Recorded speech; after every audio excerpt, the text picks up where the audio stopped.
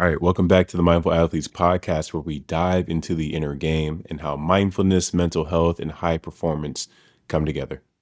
I'm Marcus Bradley, and I'm here with my co host, Bruce Bay. And today we have a really awesome special guest and honored to have Mr. Big Time himself, Taylor King TK, Yeah, coming yeah. in here sharing his story and talking about what it was for him. Yeah, man. Thanks, guys, for having me on. This is awesome. I respect the shit out of both of you guys. So, I appreciate the opportunity and, all love. Yeah, man, all love. You have an amazing story, and I know that people have heard bits and pieces of it. So it's awesome that you get to come on here and just talk about what it was for you, like growing up. One of the biggest names to ever play basketball in California, especially California high school history. And then just talking about what it was like, the struggles mentally, the things that how your game still got you to where you went, and the things that you did, and also how you kind of lost yourself in the process. And then we'll wrap it up talking about how you came home and what you're doing now to help out others. So I'm stoked on this because your story is powerful. It's amazing. There's a lot of similarities that you and I have talked about off camera. And at the same time, man, it's just an honor and a gift when you get to use your experience to help out other people. So Yes, sir. we're going to turn this into a two-parter. TK, take it away. What's going on, man? Man, what a journey. First off, I grew up, beautiful home, Huntington Beach, California, beautiful weather, resources at my fingertips, which is a blessing compared to other people that I played with that don't have the same resources that I had. That alone gave me a little bit of an upper hand. I had the resources to get the trainers that I had, to get the strength and conditioning training that I had, to have parents that would drive me miles and miles away to go to here, there, and everywhere to go hoop, to go train. And, so that alone gave me, I was very fortunate and very lucky to have those resources. With that being said, I grew up playing three sports, played baseball, played football, played basketball. I had size though when I was younger. Like I was a bowling ball, man. I was huge. I was a little pudge. They stuck me at the five. I was playing five from like fourth grade, fifth grade, sixth grade. I was on really, really good teams when I was younger. My club teams back in the day were really, really good, good local players, like really good guys. You probably wouldn't heard of any of them anymore, but because they didn't really go on to go do anything like I did, but they were really, really good. And we would always play up. Like fifth grade, we're playing seventh and eighth graders. Sixth grade, we're playing eighth graders. Seventh, eighth grade, we're playing high school kids. So it's like, it was always playing up and having the ability to go play against guys older than you. Because if you beat teams by 60, 70 points against kids your own age, you're not getting any better, right? Like it's not, times have changed from then to now. Obviously, again, I was very lucky. I had great coaches, shout out a couple guys, Scott McLean, who was a trainer of mine from the time I was in fourth grade to the time I was about in eighth grade, even a little bit in high school. And then even at college days, Jody Gardner, another big time trainer, high school coach out here, trained a lot of pros, NBA guys. So those two guys were very instrumental in my career growing up and training me. Jody, I remember workouts with Jody Gardner at Los Caballeros, which is a sports and racquetball club in Fountain Valley. And that's where I grew up two blocks away from there. And I go and I walk in the gym and I got Tyson Chandler over there and I got Jamal Sampson and I got Josh Childress and I got Cedric Bozeman and, SoCal guys know who those guys are, Yes, right? sir. The cream of the crop, right? LA, SoCal, right? And, even Tyson going on to do big things. And I'm sitting there seventh grade, eighth grade, going in there and going, all right, let's roll, like not intimidated, not shell shocked, not like, I'm going to do the best I can. And I'm going to go probably get my ass kicked, right? But I'm going to get my licks in, And so that's how it started for me, getting my butt kicked and playing against some of the best players. And like those guys were a lot older than me. Like Ced Bozeman was in college by the time I was in seventh, eighth grade, or Tyson was number one pick in the draft. Again, very fortunate to have trainers that would be like, hey, let's get him in and go play against those guys. And for those guys to take me kind of going, all right, like this kid got a chance. He's really talented, by seventh, eighth grade, I was going on 6'4", 6'5", right? Like, had the ability to do things, shoot the ball. And so with that being said, that just catapulted my development and my career, right? Going into high school. Very fortunate to be on great teams, great coaches, great resources. So that was how it all started for me. And Love then that. go ahead. Well, also, I want to break it down a little bit because it's like when you what do you think set you apart where you loved and you weren't intimidated by playing against those dudes? Because a lot of kids now that's the mental edge that we're trying to break through with some of my athletes. I know Yeah. Bruce probably with his where they get so big and nervous about who they're playing, so they don't want to play down. I mean, play up. So you'll have these tournaments where they go and they smack these kids by 60, 70 points and think that that's a huge win. And it's like, yo, go play up. No, I don't want to because it's too hard. I mean, it's I don't want to say it's an OC thing. I see it a lot more in Orange County than like where I grew up in the IE, where people don't want to play up. But what was your mentality? What were you like as a kid to give you that edge when it came to I'm playing against the best and I just want to do that and I'm not afraid of it. I would credit a couple things. I'd credit my dad, who was very instrumental in my development. He was a bit of a wild guy. If anybody knows who Marv Marinovich is, that was my dad on a low scale version.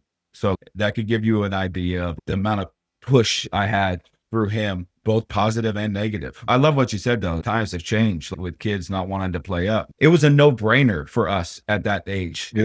It was a no brainer. Like, why would you go play against kids your own age if you know you're going to win by that many points? You're not getting any better, right? Like, but again, for me personally, it was I'm playing against NBA guys and college guys. Like, for me, this is I'll go play against junior seniors in eighth grade. But then again, when I was in fourth, fifth grade, we were playing in Orange County. We were playing in the IE. We were playing in LA. Like, we were playing against. We were going to Eaglewood. We were going to Compton. We were going to go play in the hood. Like, see where you stack up, Yeah. you know? See where you Yeah. stack up. I mean, and we take it to them. Like, we would take it to anybody we played against. And that was major for me mentally. Cause I'm like, I'm not gonna go to an open run at Ocean View High School. Like, I'm gonna go to Morningside, or I'm gonna go to, Mm. I'm gonna go to Taft, or I'm gonna go to Fairfax. I'm gonna go somewhere like that and go play. And then so that was my mentality, which was different than other kids. It was a testament to the trainers again that I had, the coaches that I had, and my dad. So that's who I credited all that to. Yeah. So there's a confidence there. You know what I mean? That's what I'm hearing because I definitely remember wanting and searching that out, that competition.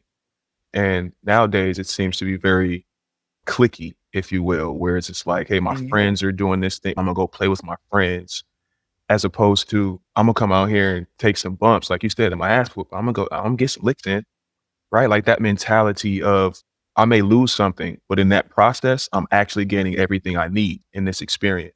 Like your identity is not caught up in whether you fail or not.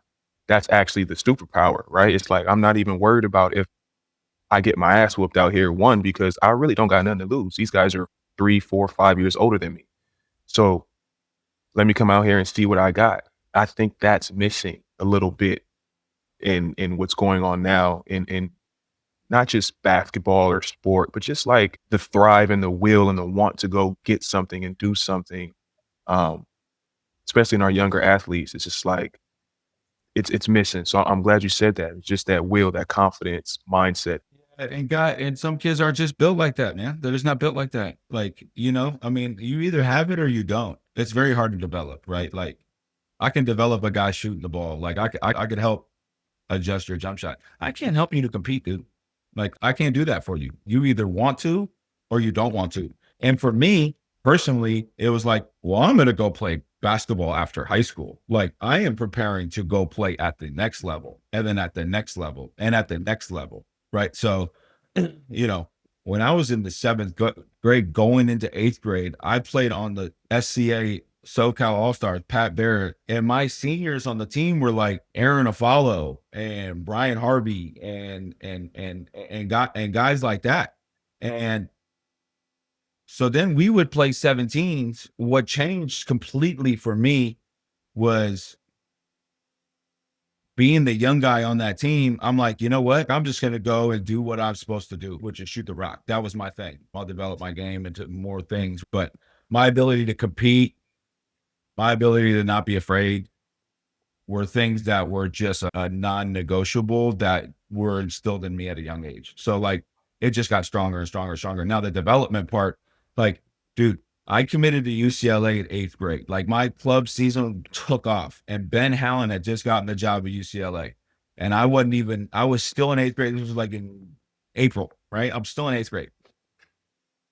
And Ben, I go to UCLA with my dad and with my family, and we have a visit, right? And I commit to UCLA. I hadn't even stepped foot on a high school campus yet. Easy. Unbelievable, right? Not heard of. Youngest kid ever to commit to a Division I university in the history of basketball. And that blew up, dude. It blew up. It was all over the social media back then, right? Which was just the internet, you know. And so the thing that changed for me, and not changed for me, but when I would go to UCLA, and everybody knows about the UCLA runs, right? The summer runs, and they're the best Mhm. runs on the planet, and it ain't even close. When I went up to UCLA and went to go play in those runs, and I'm in the 8th grade, that was mind blowing for me. Cause I'm I going and I'm like, yo, I'm playing against Kevin Garnett and Chauncey Billups. Like, what? Like KG just won the MVP and we're going to hoop.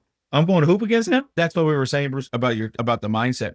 I was like, I'm going to go out here and just go hoop. I know that I could shoot the shit out of the ball. I know that that's a unique skill set for the next level. And so if I could just spot up and be able to play some defense and make some shots, bro, I'm very valuable. I'm at your disposal essentially, right? Like, so funny story, dude. I'm playing against KG and I can't remember who's on my team. So KG and Chauncey on the same team.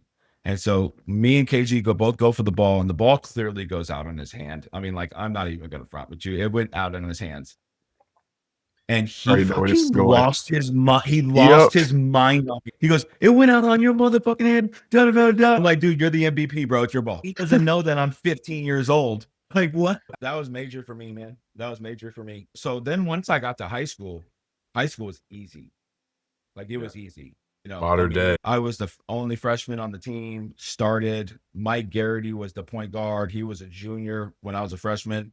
And we had a really good senior class. Like, we had Marcel Jones, Chris Henry, Rob Haynes, Pat Joyce, Danny Marcus. Like, we had some really good hoopers. And they hated me, dude. They hated me. Like, I was committed to UCLA. My face was on every newspaper at school. People were like, who the fuck is this kid? Like, you know, and it was, for me mentally, it was a bit much, you know, just for the simple fact of I got to live up to this, to the hype, Mm. first off. And second of all, I got these seniors that have done this for 4 years. And they're like, who are you to come in here? And especially guys like Marcel Jones, who really didn't like me because he was like the Oh, guy on the team. Cause he was playing behind West Washington and DJ Strawberry. So he was like, when they're gone, it's my time, you know? Chris Henry hated me, dude. Those dudes hated me. No doubt. I ate lunch in the locker room every day my freshman year in high school oh my God. because they didn't like me, dude. But I averaged 14 points and 7 rebounds as a freshman in modern day, which is solid. I hated it, dude. I was like, I'm ready to leave here. Like, this place sucks. Gary McKnight was about ready to stop coaching. Like, it was a rough year at modern day. Lost in the CIF semifinals, didn't make it to state. I mean, it was really underachieving. And then it got a lot better. Those guys left. It was me and Mike G, and we took off. Like, it was great after that. I went from averaging 14 to 25, and then 25 to 27, and then 27 to 29. Like, it was, you know. And then you mix the high school season with what I was doing in the spring and summer. I mean, spring and summer was unbelievable. Like ABCD camp, top 100 camp, you know, all these camps, Mhm. club basketball at SCA, traveling, playing in front of thousands of people, playing the best competition. You know, I mean, it was wild times, dude. Wild times. It was, you know, and that's when social media wasn't social media now. It wasn't like how it is now. So yeah, there was a lot to live up to. It was a wild time, dude. I would have shoe companies sending me boxes full of shit, dude. Like boxes full of shoes and clothes and, I mean, boxes every other day at my house. I'm like, what is going on? Like, you know, I mean, it was, you had the fame, you had the hype for how big the social media was at that time. It was at the highest of highs, right? It was crazy times. So, Yeah. So anyone hearing this, they're probably like, "Damn, like this dude took off." Like not only did you had this hype, you handled what you had to handle your freshman year. They leave, you bounce back, you're just getting better and better and better. CIFs are winning, you're winning.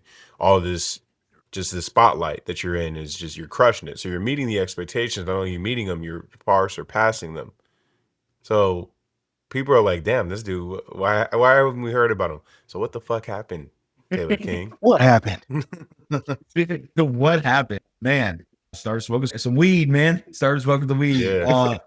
Yeah. I was telling everybody before in the beginning of the podcast, like my dad was crazy, man. I mean, he was crazy. And, if it was a good game, it was a good night in the household. If it was a bad game, it was a bad night in the household. And there were some nights where I didn't even want to go home. Like I would, And so I started indulging in weed, man, smoking weed. 15 years old, first time, right? Freshman year of high school, then, dabbled with it sophomore year, and then heavily more my junior and senior year. But again, I was doing all these great things and I was still smoking, And so to me, it was an outlet and a release of all the bullshit that I was dealing with off the court, even on the court, like just a release, just something to numb the pain. I indulged in drinking quite a little bit here or there, but drinking wasn't really my thing in high school. It was smoking weed because it was just a release for me. I felt a certain way. And it was a culture thing. Like all the hoopers were doing it, right? Like it was just a culture thing. I lived in California. Everybody knows what it is. That was my outlet and my release. I never really got in trouble for it in high school. We never got drug tested. My parents never questioned me. I was home on time for curfew. Like I wasn't a bad kid. Like I didn't do bad shit. I was just smoking weed with my friends after the games or after school and then go work out. That was kind of it for me. After my sophomore year, I decided not to go to UCLA anymore. And then I opened myself up for recruitment. And then Coach K came knocking at the door and came into my house and told me everything I wanted to hear. I'm like, let's go, And for me, it was, hey, I don't have to be home anymore. Like I get to go to school a couple thousand miles away from home. Like my dad's not going to be there. My mom's not going to be there. My sisters aren't going to be there. This is me getting out and going away and being on my own. And for me, unfortunately, it didn't turn out. I had freedom that I never had. I had no curfew. I had no bedtime. I mean, I'm 19 at the end of my senior year. So still a little immature. I'm still a kid. And so I got to Duke, and I was there with Kyle Singler and Nolan Smith. I was a McDonald's All-American with them too. And they were my roommates. We had a great team: John Shire, Gerald Henderson, Lance Thomas, Greg Paulus, DeMarcus Nelson. I mean, we had a squad. And, I get to Duke, man. Things are great. Start first day, right? Starting. I'm like, this over Kyle Singler. I'm like, what? Like, which I'm like, yeah, I should be. Like, I'm better than him, right? And 3 weeks later, man, we get nabbed with the drug test, and I was still smoking in high school. I smoked the day before I left to go out to Duke. Got nabbed with the drug test, man, and then a week later, I found out that I was the only one that failed. Went in, Coach K had me in his office with Johnny Dawkins and was like, "Hey, we don't do this in our culture. Da da da da. You're gonna have to call your dad." I'm like, that's gonna hurt. My dad, and so I call him and break the bad news to him, and that was a very difficult conversation. So paid the price, right? Had to do some serious running. Wake up 4 a.m., run at 5, double days. And I was like, I'll do whatever I got to do to stay here. And then went from starting. Now I'm in the doghouse, and now I'm pulling off the bench.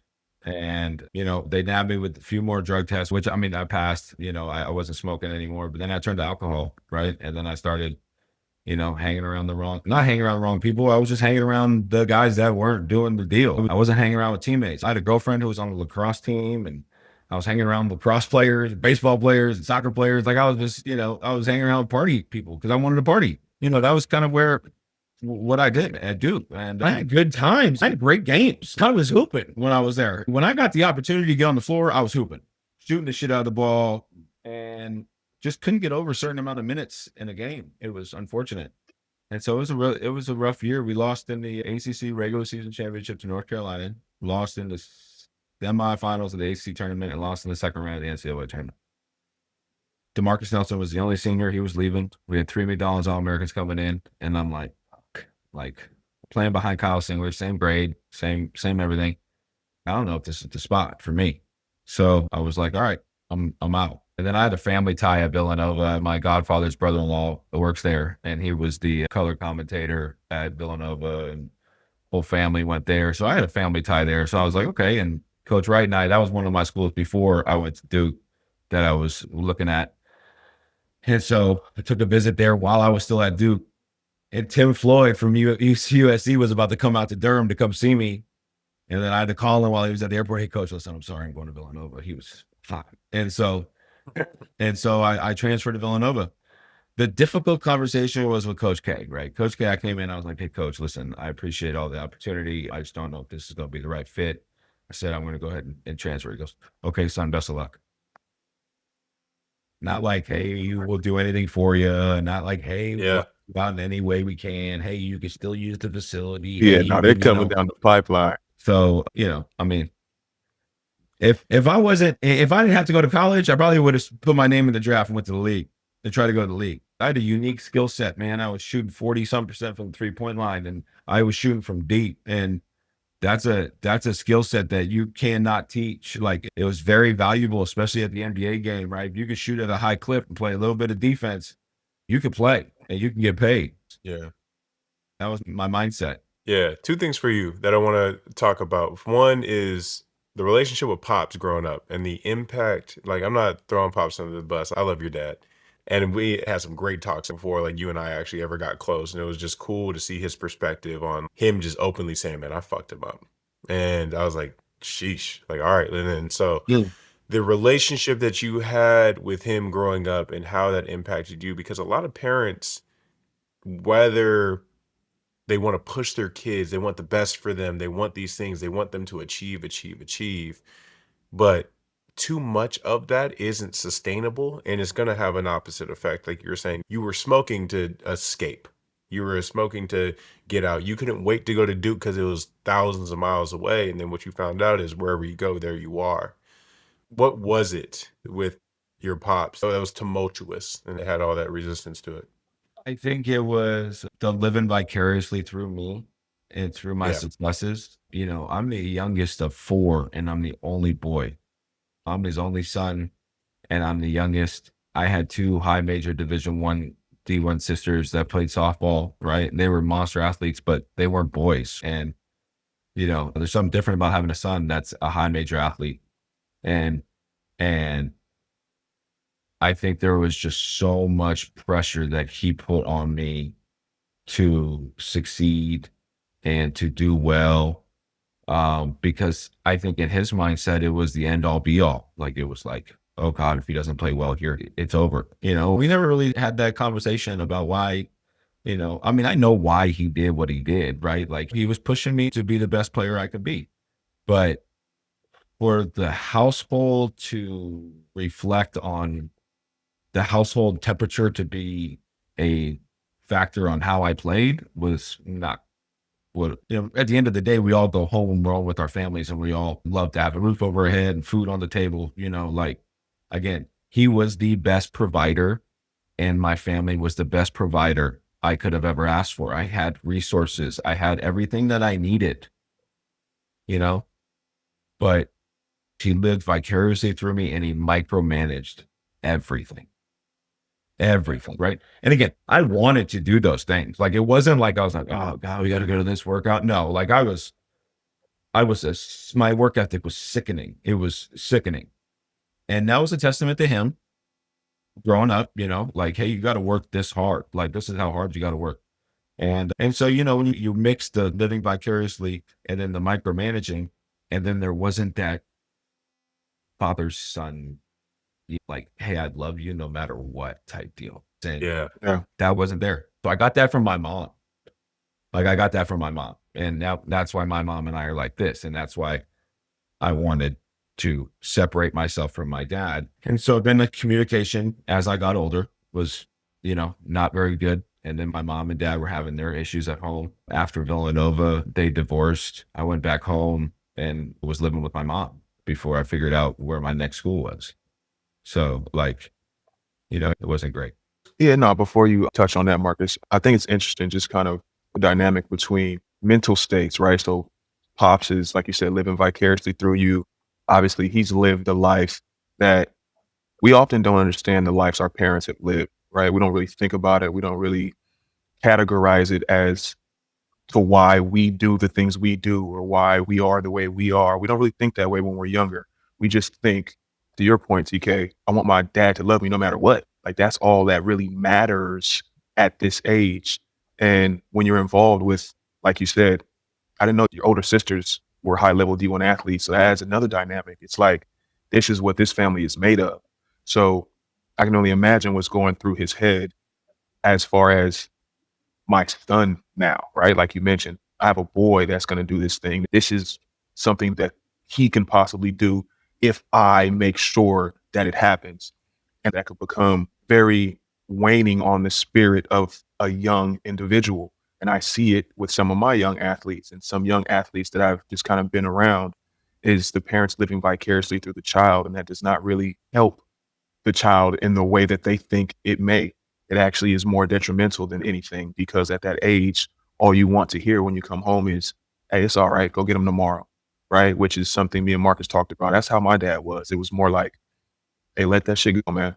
Like you're gonna feel this, but make sure when you step into that next game, you're not thinking about it. Because if you are, you're gonna end up in the same spot you were. So I'm glad you shared that with us, bro, because there has to be an understanding for parents listening. Just give love no matter what. Receive love no matter what. You know what I'm saying? So thank you for that, bro. Yeah, I appreciate that. This is what I instill in my child, like my Yeah. 11-year-old son. He plays soccer. Thank God he doesn't play basketball, right? Like, I, you know, I don't know shit about soccer, right? And I'm just like, listen, you're gonna have good body language, you're gonna have good attitude, and you're gonna have good effort. Like those are the three things that are non-negotiable, you know. And I had all three of those things for the most part every game, right? Um, but what my problem was is I was seeking approval for Yeah. this. I was one of those guys that if I missed a shot, I was looking into the stands to see what my dad's reaction was going to be. Mm. Like this was so bad, dude. Like I would play at Chapel Hill in North Carolina, and this is in AAU days where there was about 100 people in the stands, and it's a 30, 50, 20,000 seat, and I fucking know exactly where he was in the stands. Be like, yo, are you good? Like, is that okay? Yeah. Look for approval, you know? And everybody knew it. Like it was so magnified because of the camps that I went to and because of the teams that I played for and the coaches that I would play in front of, like the reporters and all that shit, right? Everybody knew it. And so that was just magnified by tenfold, And then there was times, man, where there was a lot of screaming, a lot of yelling, a lot of pointing, right? A lot of, and I got so big that he wasn't gonna put his hands on me. That shit wasn't happening. Or it was never any abuse, right? It was a lot of verbal. It was a lot of yelling. It was a lot of screaming. And that's why I went to the weed because I was like, dude, I'm fucking out of here and I'm gonna go smoke and not think about anything that you're saying. Yeah. Dude, you're 26 It's at yeah. like, come on, man. I know exactly. My dad was that on a smaller degree. Like I can't even imagine the lengths that I would have went to. I know the lengths that I went to with the dad that I had who was doing that. Like when I went to UCI, he's like, "Oh, you're at the smallest D1." It's like, dude, like, where'd you go? Just be happy that I'm not paying for school, getting a Yeah, full and scholarship. I told him that too. He's like, "Because I wouldn't be paying." I'm like, "All right." What are we talking about here then? So it just this of it. So it's like that seeking approval, and it also comes with conditional love versus unconditional, where I know that I'm gonna do this. If I have a good game, me and my dad are gonna be tight. If my game is a little off, but my dad was like, "Your go-to move is a reverse layup." And it's just like, I'd get like 25 points up. No one's stopping Easy, it. Like, easy. all you do is reverse layups and shoot fadeaways. You're soft. It's like, fuck, dude. Like, what can I? But I had 25 and 15. Yeah, but you could have had. It's like, dude, it was never enough. And then when it's never enough, that unsatiable just mindset of someone just on you, no matter what it is, no matter what accolades I was getting, no matter, and I can't even. Once 32 of what you had going on, and it was just never enough, no matter how much I reached or tried to make it happen, because it was just all so conditional, and everything was about seeking approval. And that pressure, man, destroyed me. That like Right. just absolutely ruined me. I hated the game. Yeah. So look, real quick, perspective, because our young athletes have to get this. We are starting to understand this as we get older. But TK had mentioned as he was coming up in this thing, I'm a spot up shooter. I can be a commodity if I can just spot up shoot and not worry about anything else. I can figure everything else out, but I can be of value anywhere I go if I can shoot the ball. Nowadays, it really seems, and we talk about social media, I can only imagine the type of landscape you would have been under and in with today's social media age, TK, right? And so the perspective should be, I need to find where I hold my value and provide that wherever I go, right? This is a life lesson. Obviously, we're talking about sport, but I am valuable. I hold something of value. And no matter what room, what gym, what office I step into, I know what I got to offer. And right now, it just seems some young athletes just don't know what they have to offer. We really need to figure out what it is that we have to offer in this world and just give it. Just give it. Don't worry about how it's received. But if you know it's of value and you're valuable, you're not gonna really feel any type of way about it. It was two reverse layup and a fadeaway, but it was 25 and 10, right? TK, you're a little different. You had a little bit of everything, but you know what I'm saying, bro. It's just like it's valuable. Mhm. It's valuable. I love what you said, man, because I have this unique skill set. And obviously, when I was younger, I had a unique skill set Yeah. of my ability to shoot the ball, right? Especially like eighth grade, freshman year. But then when I got older in high school, I was just a scorer. I was just a natural born scorer. I'm like, how do I get points? I'm getting to the foul line. I'm offensive rebounding. I'm posting up. I'm shooting threes. I'm finding my ways to get buckets. That's all I focused on, right? And I was relentless, dude. I was one of the best rebounders in Orange County or in California. And it was a relentless thing. And so my mindset was, how am I going to get point? Like, how am I going to score the rock? And there's three level scorers, right? I wasn't much of a mid-range guy. I wasn't much of a put the ball on the floor, pull ups, right? I would put the ball on the floor, get to the rack. I would post up because I was such a big kid when I was younger that I was so good with both hands. I mean, I'm a natural righty, dude. I just shoot the ball lefty. Never knew that. That's crazy. Yes. Like I write right, I eat right, I throw right, I golf right. Like I do everything right-handed except shoot the rock. So like if you got me in the post, I'm going over my left shoulder, my right hand, and people were like, what? Because and so I was able to be such a dynamic scorer in that way. And then I love to offensive rebound because I'm like, oh, that's easy money. That's easy points, you know? And so then when you go from that, then you average in 14, then you average in 25. Now you're averaging 28. Now you're averaging 30. Like, dude, 8 points a quarter, you're averaging 32 points a game. Like, that was my mindset. I'm like, 8 points? Like, that's easy. A quarter. You know what I'm saying? Like, it's easy. But when I got to college, dude, I was like, oh shit. Like, if I didn't play defense and I didn't rebound, I wasn't playing. It didn't matter if I was making buckets. Like at Villanova, dude, I had to play defense and I had to rebound. And at modern day, I was shadowed because I didn't really have to play defense, right? Yeah. We had we had two 6'9" twins. Like we were that good where we didn't have, I mean, it was, and we had played good players, but like, defense wasn't, I mean, we played defense, but it wasn't like it was a major end all be all. At the next level, dude, I had to instill in my brain that if the coach wanted me to, the only way I was going to play is if I defended and I rebounded. If I defended and rebounded and made shots, then I was playing. At Villanova, it was like, I could miss some shots, but if I still defended and I still rebounded, I'm playing, And so if you watch, I took charges, I dove on the ground, I was in the right spots, and I'm not the most athletic dude. I'm not the best laterally, right? But I knew where I was at, new angles, and my IQ was so high, right? So like those two things were major for me because I was tough. I Yeah. rebounded. I was playing the 5 in the Big East, man. That's when 11 teams went to the NCAA tournament. I mean, like, what are DeJuan Blair, Hashim Thabit, like dudes like that? Like, what? So when you talk about your value, right? It's also about what do you have to do to get on the floor? That's right. Like, how am I going to get minutes? And that's what I try to tell these high school kids now, man. Like, hey, man, whatever the coach wants you to do in order to get on the floor, that's what you do. Like, you have to just do what you're told and try to do it at a high level so that you can play. I had this girl that I'm training. She's a freshman starting in varsity, right? She goes, Coach, I'm only shooting 4 times a game. And I was like, but you have 2 high major girls on your team. Like one's going to Texas A&M, the other's going somewhere else. Like you have one girl on USA team. Like You have 2 high major division ones. You got college coaches in the building. You're only shooting 4 times a game. Are you playing? Are you starting? You're playing with 2 high majors. Get them the rock. And then when they're gone, when you're a sophomore, junior, now you're shooting 15 times. Now you're shooting 10 times. Now you're being, you know what I'm saying? And that's a girl. That's a girl. Like, it don't make a difference. Boy, girl, doesn't matter, right? Like that's kind of what I try to tell these kids nowadays, man, is just to do whatever you got to do to get on the floor because it's not going to help you if you're sitting on the bench. You're wondering, why am I not playing? I can score 30. Yeah, but if you're not playing defense, you're not rebounding. Why are you're not playing? Yeah. Yeah. Yeah, Yeah. if you're not playing, it don't matter how much you can score. We can get caught up in our own heads as athletes with that, right? It's just like I can do so many things, but it's like, no. What do you need to do to earn your playing time?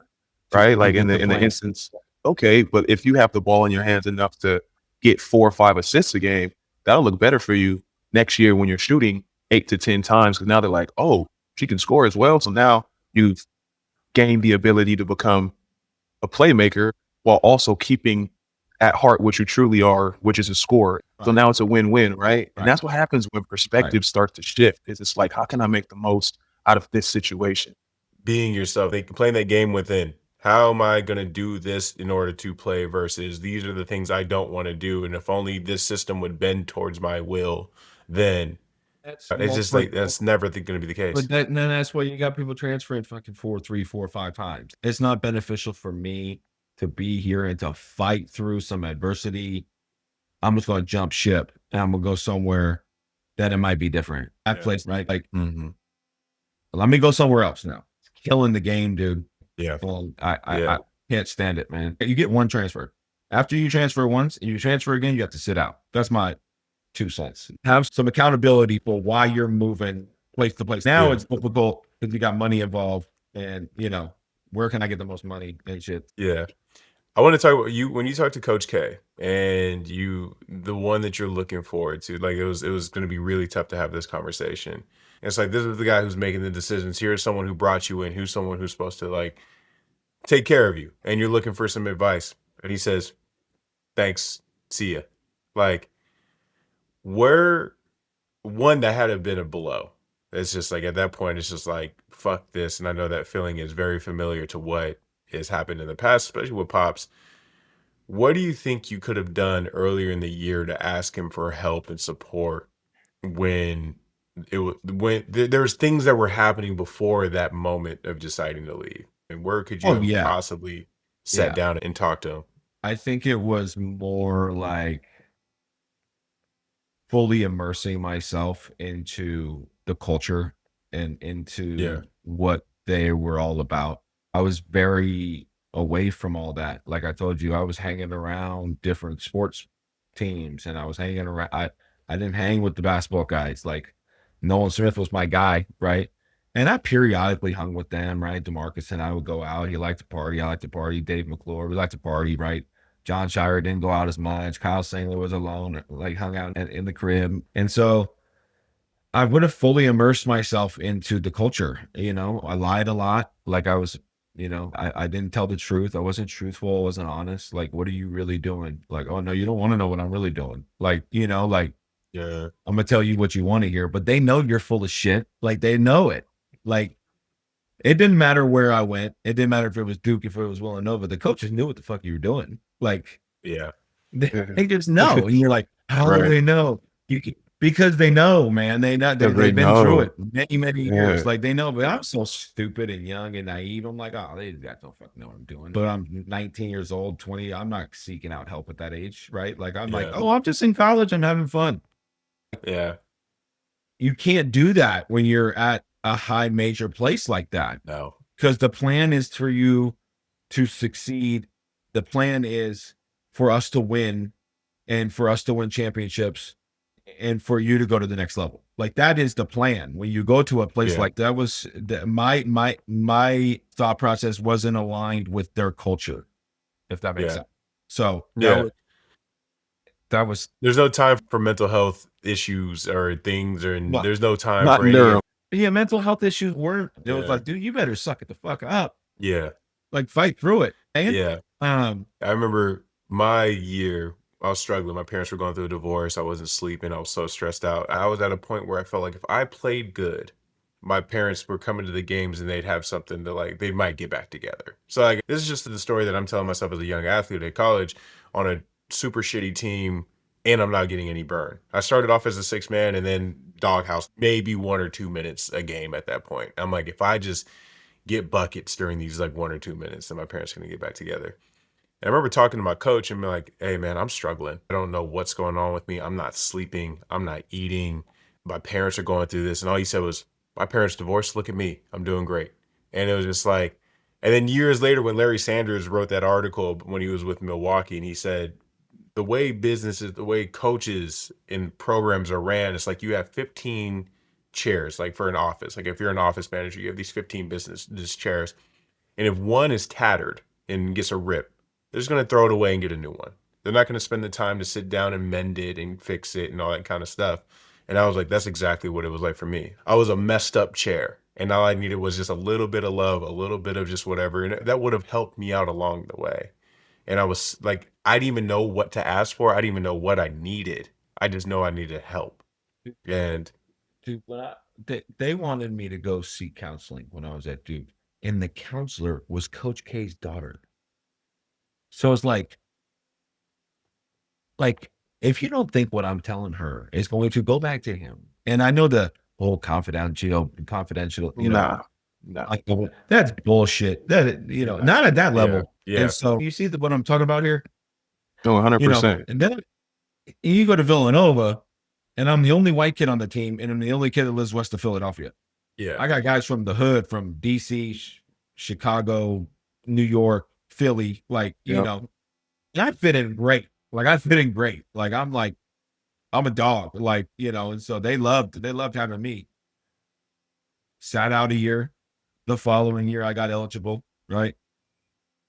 Having a good season, the 6-man, 7-man, like, playing half the game. Yeah, but you know what? As long as I'm not sitting on the bench like I was at Duke, especially towards the end. And I'm playing. And again, habits come to bite you in the ass. And here we touched up on this. Like, I'm smoking with a teammate, smoking weed with a teammate. The next day we get drug tested. So I told coach I couldn't take the test. My teammate takes the test. I get suspended. My teammate's playing. Oh man. Not only is he playing, he's playing like 25 minutes. yeah, And I'm thinking, oh, they don't have the test yet. So they don't have the results yet. So, okay.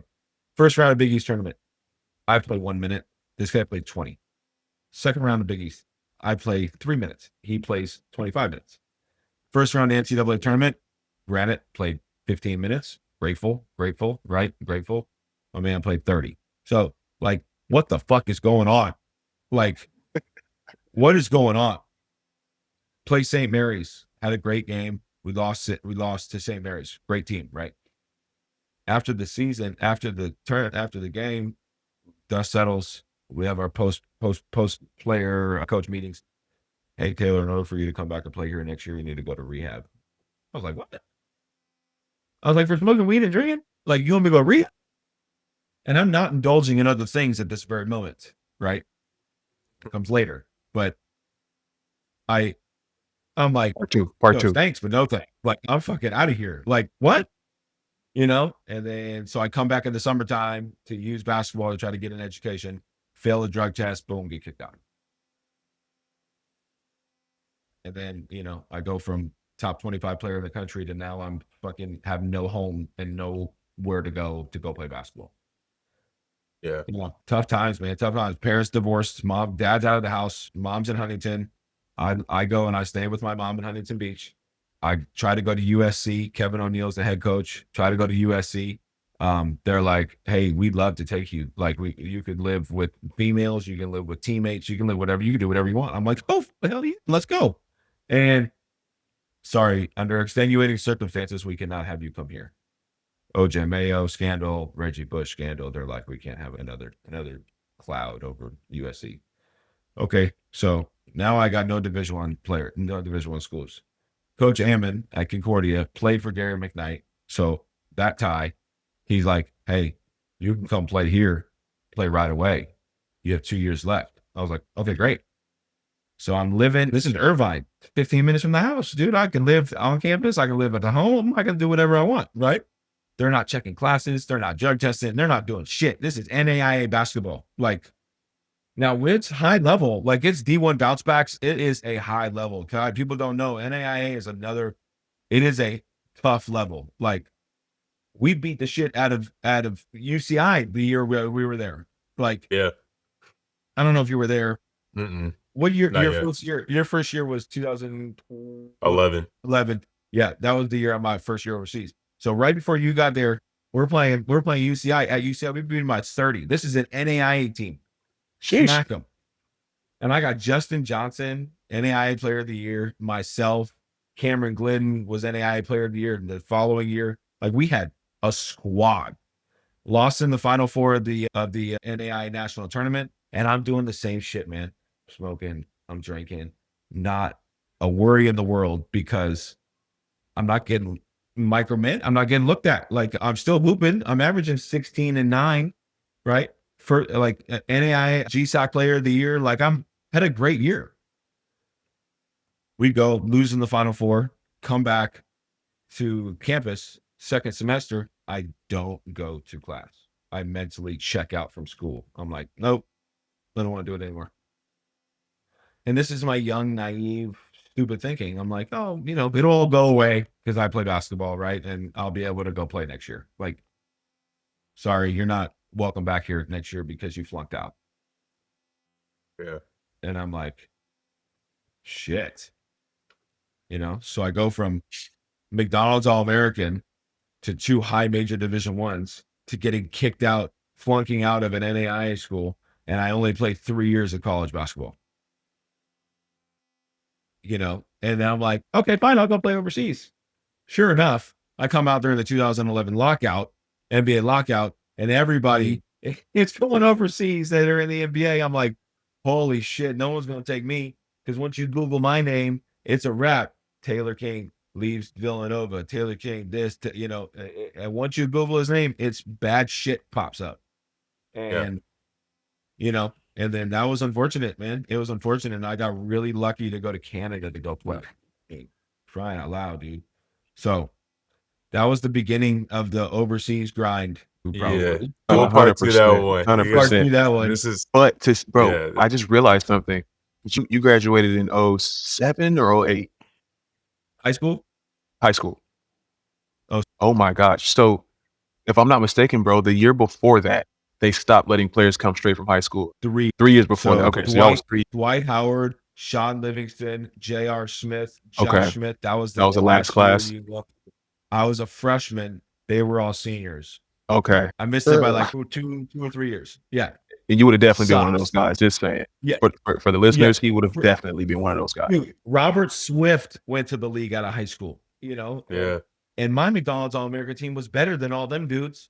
Dude. Oh, yeah. James Harden, gosh. Michael Beasley, Blake Current Griffin, superstars. May, Derrick Rose, Eric Gordon. I mean, it's a super squad. So, the 07, I still tell everybody this day, 07 is the best draft class on the planet.